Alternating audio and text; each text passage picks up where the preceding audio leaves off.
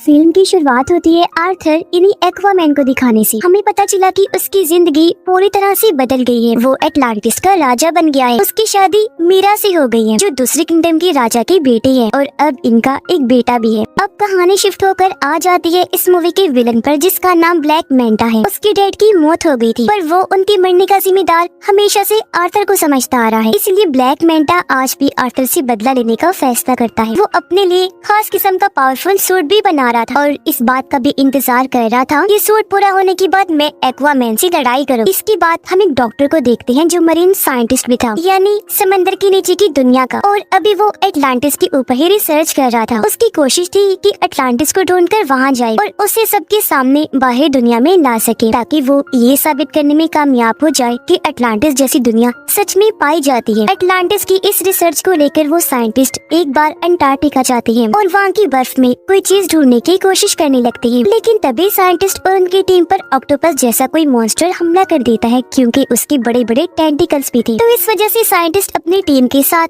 वहाँ पर फंस जाते हैं। इसीलिए वो अपने बाकी साथियों को सिग्नल भेजकर मदद मांगते हैं। तब उनकी मदद करने उनका एक साथी आ भी जाता है यानी ब्लैक मैंटा। ये लोग मिलकर काम कर रहे थे। यहाँ आने के बाद ब्लैक मैंटा साइंटिस्ट और उनके साथियों की जान तो बचा लेता है लेकिन वो खुद यहाँ रिसर्च करने लगता है जिसके लिए वो बर्फ के और नीचे जाने लगा। काफी गहराई में आने के बाद उसे टूटा हुआ ब्लैक ट्राइडेंट दिखता है और अब जैसे ब्लैक मैंटा टूटे हुए ट्राइडेंट को उठाकर जोड़ता है तो उसे इसका असली मालिक नजर आने लगता है जिसका नाम कॉर्डेक्स था। ये काफी चालाक खतरनाक लग रहा था। वो ब्लैक मैंटा की यादों में कहता है कि तुमने क्योंकि मेरा टूटा हुआ ट्राइडेंट जोड़ दिया है इसलिए अब तुम बहुत ताकतवर बन जाओगे, साथ ही अपने दुश्मन एक्वामैन से बदला भी ले पाओगे और तो और हर वो चीज तुम कर सकते हो जो तुम करना चाहते हो। अब पता चला कि दुनिया की सूरत हाल काफी खराब हो गई है क्योंकि ग्लोबल वार्मिंग इतनी बढ़ गई है कि सुनामी और सैलाब वगैरह आते रहते हैं। इस वजह से बाहरी दुनिया की साथ साथ समंदर की दुनिया में भी काफी मुश्किलात आ रही हैं क्योंकि इस सारी सूरत हाल की वजह से समंदर के क्रिएचर्स धीरे धीरे मरते जा रहे हैं। सब कुछ देखते हुए एटलांटिस की काउंसिल्स की मीटिंग होती है जिनमें आर्थर भी शामिल था। यह आर्थर सब काउंसिल्स के सामने ये ऑफर रखता है कि हमें मिलकर बाहरी दुनिया के लोगों से बात करनी चाहिए और अपनी एडवांस टेक्नोलॉजी को उनके साथ शेयर करना चाहिए, बांटना चाहिए ताकि इस तरह बाहरी दुनिया भी तरक्की कर सके और फिर वो हम लोगों की भी मुश्किलात को हल कर सके। पर जाहिर सी बात है कोई भी इस बात पर राजी नहीं होता। सभी काउंसिल्स मिलकर कहते हैं कि ऐसा नहीं हो सकता।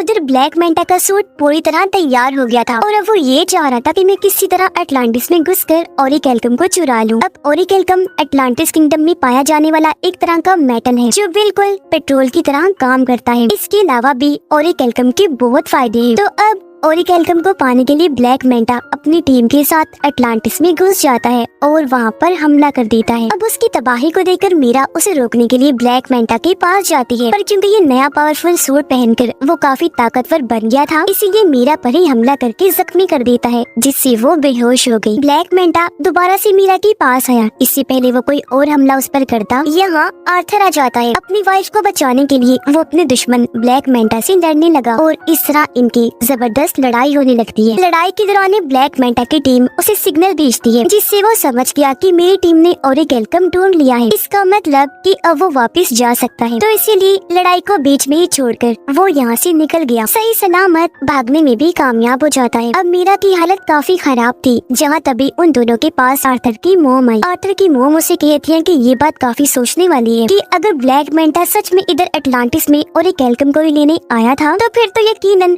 कुछ बुरा होने वाला है। तब ये सुनकर आर्थर अपनी मोम से कहता है तो फिर इस मामले में हमें मेरे भाई ऑर्म की मदद चाहिए होगी। पर क्यों? तो आर्थर जवाब देता है क्योंकि मेरा भाई ऑर्म एटलांटिस के साथ साथ ओरिकेल्कम के बारे में भी काफी अच्छे से जानता है। वो एटलांटिस की पूरी तारीख के बारे में जानता है। ये सुनकर आर्थर की मोम कहती है पर ऑर्म तो एक दूसरे किंगडम फिशरमैन की जेल में कैद है तो फिर भला वो कैसे आ सकता है? जिस पर आर्थर जवाब देता है मैं खुद फिशरमैन किंगडम जाऊंगा और जेल से ऑर्म को छुड़वा कर ले आऊंगा। उसने ऐसे किया। वो सीधा फिशरमैन की जेल में पहुंचा। जल्दी ऑर्म को ढूंढ भी निकालता है। ऑर्म को लेकर वहाँ से बाहर आ जाता है पर इससे पहले वो यहाँ से निकलते ऑर्म को फिशरमैन किंगडम के गार्ड्स घेर लेते हैं ऑर्म की हालत अब काफी खराब हो गई है, क्योंकि यहाँ उसे ठीक से खाना नहीं दिया जाता था, जिस वजह से उसका जिस्म काफी कमजोर हो गया था। पर जैसे ही बाहर आई और समंदर का पानी इसके जिस्म को लगा, वो पहले की तरह सेहतमंद और ताकतवर बन जाता है। उसके पास पहले जैसी पावर्स भी आ जाती है, इसलिए ऑर्म अकेला ही गार्ड से भिड़ गया, उन पर भारी पड़ता है। एक ही झटके में सभी गार्ड्स को मार के रख देता है, जिसके बाद दोनों भाई यहाँ से निकल जाते हैं। रास्ते में बातें करते करते दोनों एक दूसरे को अपनी अपनी जिंदगी के बारे में बताते हैं। आर्थर ऑर्म से कहता है कि मैं अटलांटिस का राजा बन बन के थक गया हूँ, अब मुझे इस काम में बोरियत होने लगी है। लेकिन ये सुनकर ऑर्म को काफी हैरत हुई। वो आर्थर से कहता है कि जिस राजा की गद्दी को पाने के लिए मैंने भी बचपन से कोशिश की कि मैं राजा बन जाऊँ, पर वो गद्दी तुम्हें मिल गई जिस गद्दी की तुम्हें कोई परवाह भी नहीं है। ये बात तो काफी अजीब और कमाल की है। जिसके बाद ये दोनों सीधा किंगफिश के पास गए और उसे ब्लैक मेंटा के बारे में पूछने लगते हैं, जिस पर किंगफिश दोनों को जवाब देता है कि ब्लैक मेंटा तुम दोनों को एक आइलैंड पर मिल सकता है, जो आइलैंड साउथ एरिया में है। और अब ये सुनकर दोनों भाई साउथ एरिया की तरफ निकल जाते हैं उस आइलैंड पर जाने के लिए। पर यहाँ आकर उन्होंने देखा कि पूरा आइलैंड ही बदला हुआ है। ऐसा लग रहा है जैसे ओरिकेल्कम को जलाकर उसका धुआं यहाँ फैला दिया गया है, जिससे यहाँ के पेड़ पौधे यहाँ तक कि जानवर भी पूरी तरह म्यूटेट हो गए हैं, बदल गए हैं, जिस वजह से उनका साइज काफी बड़ा हो गया है। यहाँ तक कि इधर के चूहे भी इतने बड़े हो गए हैं कि उनका साइज हाथी जैसा लग रहा है। साइंटिस्ट दिखाया गया जो इस वक्त ब्लैक मेंटा के ठिकाने पर होता है। यह साइंटिस्ट जब कोडेक्स के टूटे हुए ब्लैक ट्राइडेंट को देखता है तो बिना सोचे उसे पकड़ लेता है, और अब उसे छूते ही साइंटिस्ट को भी अपने दिमाग में कोडेक्स दिखाई देने लगता है, जो साइंटिस्ट को भी गलत काम करने के लिए कहने लगा, जैसा उसने ब्लैक मेंटा को कहा था। पर तभी यहाँ ब्लैक मेंटा आ गया। वो साइंटिस्ट के हाथ से ब्लैक ट्राइडेंट लेते हुए कहने लगा, साइंटिस्ट जी, आप जानना चाहती थी ना कि मेरा मकसद क्या है, तो सुनो। मेरा मकसद ये है कि मैं आर्थर और उसके पूरे खानदान को खत्म कर दूं, और अगर ऐसा करने के लिए मुझे किसी शैतान से भी डील करनी पड़ी तो मैं इसके लिए भी राजी हूँ। तभी हमने देखा कि ब्लैक मेंटा के इस ठिकाने को ढूंढते हुए यहाँ आर्थर और ऑर्म भी आ जाते हैं, जो आते ही साइंटिस्ट से मिले। वो क्योंकि समझ गया था कि आर्थर और ऑर्म अटलांटिस से आए हैं, तो वो उन्हें बता ही देता है कि उसका मकसद अटलांटिस को भी बर्बाद करने का है। इसी के साथ साइंटिस्ट दोनों को ब्लैक ट्राइडेंट के बारे में भी बता देता है, और ये भी कि जैसे उसे छुआ जाए ट्राइडेंट के मालिक कोडेक्स की यादें दिखाई देने लगती हैं। इनकी बात चल ही रही थी कि तभी यहाँ ब्लैक मेंटा की टीम के लोग आर्थर और ऑर्म पे हमला कर देते हैं, लेकिन ये दोनों ही भाई मिलकर बहादुरी से उनका मुकाबला करने लगे। ये उनको काफी बुरा मार रहे थे कि तभी यहाँ ब्लैक मेंटा आ जाता है, वो भी अपना पूरा सूट पहने हुए, और अब वो इन दोनों से लड़ाई करने लगता है। लेकिन इस बीच ऑर्म गलती से उस ब्लैक ट्राइडेंट को पकड़ लेता है, जिस वजह से उसे भी कोडेक्स की यादें दिखाई देने लगती है। तो ये सब होने की वजह से कुछ देर के लिए ऑर्म का लड़ाई पर से ध्यान हट जाता है, जिसका फायदा उठाकर ब्लैक मेंटा उस पर हमला कर देता है। वो जवाबी हमला ना करने की वजह से काफी जख्मी हो गया, और अब ब्लैक मेंटा इस तरह दोनों से लड़ता है कि वो इन पर भारी पड़ने लगा। अब जब ये लग रहा था कि ब्लैक मेंटा दोनों को ही मार देगा, तो तभी यहाँ मीरा के डैड आ गए, इन्हीं राजा, जो आकर दोनों की मदद कर देते हैं और इन्हें निकाल कर भी यहाँ से ले जाते हैं। यहाँ से काफी दूर जाने के बाद ये एक महफूज जगह पर आ गए, और यहाँ उन लोगों को ब्लैक ट्राइडेंट के बारे में सब कुछ बता देता है। अटलांटिस को ढूंढने वाले आर्थर के डैड थे, उनके पास भी एक ताकतवर ट्राइडेंट था, जो अब उनके बेटे किंग आर्थर के पास है। पर किंग यानी आर्थर के डैड का एक भाई भी था, जो और कोई नहीं बल्कि कोडेक्स ही था, और ये जो ब्लैक ट्राइडेंट है वो उसी ने ही बनाया था। अब जिस तरह आर्थर के डैड किंग अटलांटिस किंगडम को चला रहे थे, वैसे कोडेक्स एक दूसरे किंगडम को चला रहा था, जो कि बिल्कुल ही डार्क किंगडम था, यानी वहाँ खतरनाक क्रिएचर्स मॉन्स्टर्स रहा करते थे। लेकिन परेशानी तो तब शुरू हुई जब कोडेक्स ने अपना असली रूप दिखाया। असल में कोडेक्स चाहता था कि वो अटलांटिस का ओरिकेल्कम चुराकर और पावरफुल बन जाए। कुछ हद तक वो ऐसा कर भी रहा था, लेकिन उसके ऐसा करने से अटलांटिस और समंदर के बाकी क्रिएचर्स मरते जा रहे थे, साथ ही अटलांटिस के अंदर बीमारियां भी फैल रही थी। अब इस तरह के हालात देखकर किंग आर्थर के डैड कोडेक्स के खिलाफ आकर खड़े हुए और उसे ये सब रोकने का कहते हैं। लेकिन कोडेक्स ताकत के नशे में इस कदर पागल हो गया था कि वो अपने बड़े भाई किंग के साथ ही बगावत पर उतर आया, और ऐसा होने से उन दोनों के बीच जंग छिड़ गई। पर जंग में किंग कोडेक्स को हराकर उसे कैद कर देते हैं। अब वो हमेशा के लिए वहाँ कैद रहे, कभी भी बाहर ना आने पाए। इसके लिए किंग ने अपने खून का इस्तेमाल किया, जिससे हुआ ये कि कोडेक्स जादुई कैद में बंद हो गया, जहाँ से उसका निकल पाना नामुमकिन है। आगे और बताता है कि इस वक्त कोडेक्स यादों के जरिए ब्लैक मेंटा के दिमाग में घुसा हुआ है, क्योंकि वो उसका इस्तेमाल करके आजाद होना चाहता है। ये सब सुनने की बात आर्थर और ऑर्म की मोम भी सारी बात समझ जाती है। वो उन्हें बताने लगी कि हाँ, मैं भी कोडेक्स के बारे में जानती हूँ, और जिस तरह किंग ने अपने खून का इस्तेमाल करके उसे कैद किया था, अब कैद से आजाद होने के लिए उसे किंग की नस्ल के किसी इंसान का खून चाहिए, जब भी कॉर्डेक्स आजाद हो सकता है। मतलब जिनके अंदर किंग का ही खून दौड़ रहा हो। किंग का खून उनकी शाही फैमिली के लोगों में ही हो सकता है।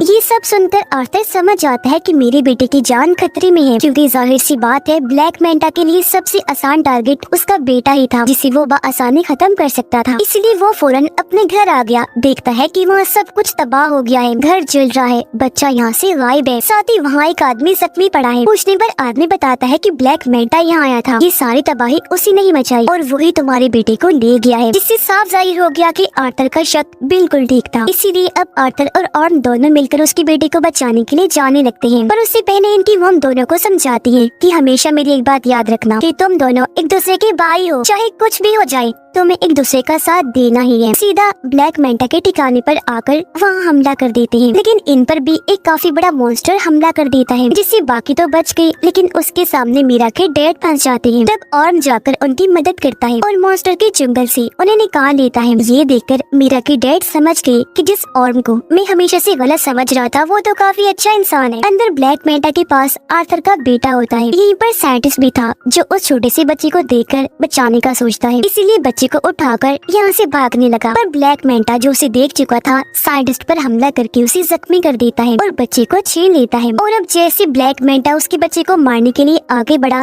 तभी यहाँ पर आर्थर आ जाता है जो उसे लड़ाई के लिए चैलेंज करता है। इनकी लड़ाई तो पहले काफी जोरदार हुई, लेकिन तभी यहाँ ब्लैक मैंटा आर्थर पर भारी पड़ने लगता है। इसकी वजह ये थी कि वो ब्लैक मैंटा नहीं बल्कि उसके अंदर कॉर्डेक्स था, क्योंकि वो पूरी तरह उस पर हावी हो गया था। पर इस बीच मौके का फायदा उठाकर मीरा अपने बच्चे को लेकर यहाँ से भाग जाती है, लेकिन तभी उसे जाते हुए ब्लैक मैंटा देख लेता है। वो अपने ब्लैक ट्राइडेंट से उस पर हमला कर देता है, लेकिन इससे पहले कि ट्राइडेंट मीरा को लगता पहले ही और उसे पकड़ लेता है और इस तरह उसने मीरा और उसके बच्चे की जान बचा ली। लेकिन इसका उल्टा असर भी हुआ, क्योंकि जैसे और ब्लैक ट्राइडेंट को छूता है कॉर्डेक्स उसके दिमाग को भी कंट्रोल करने लगता है। वो उसे उसके भाई आर्थर के खिलाफ भड़काते हुए ये दिखाने लगता है कि तुम्हारे भाई आर्थर ने तुम्हारे साथ बहुत गलत किया है, असल में तुम ही हो जो अटलांटिस का राजा बनने के लायक हो, न कि आर्थर। तो इसी वजह से अब ऑर्म आर्थर पर हमला कर देता है, लेकिन यहाँ आर्थर जो सारी बात समझ गया था वो पलट कर वार नहीं करता, बल्कि अपने भाई को समझाने लगा कि होश में आओ और खुद पर काबू रखो। तब ऑर्म ऐसा ही करता है, उसने जैसे तैसे खुद पर काबू पा लिया। साथ ही उसे अपनी मॉम की बात पे याद आती है कि तुम दोनों भाई भी हो, चाहे कुछ भी हो जाए तुम्हें एक दूसरे का साथ देना ही है। लेकिन इसी बीच फायदा उठाकर कॉर्डेक्स खुद को आजाद करने में लग जाता है। ऐसा करने से उसके जिस्म में जान आने लगती है। ठीक इसी वक्त ऑर्म ने ब्लैक ट्राइडेंट को छोड़ दिया।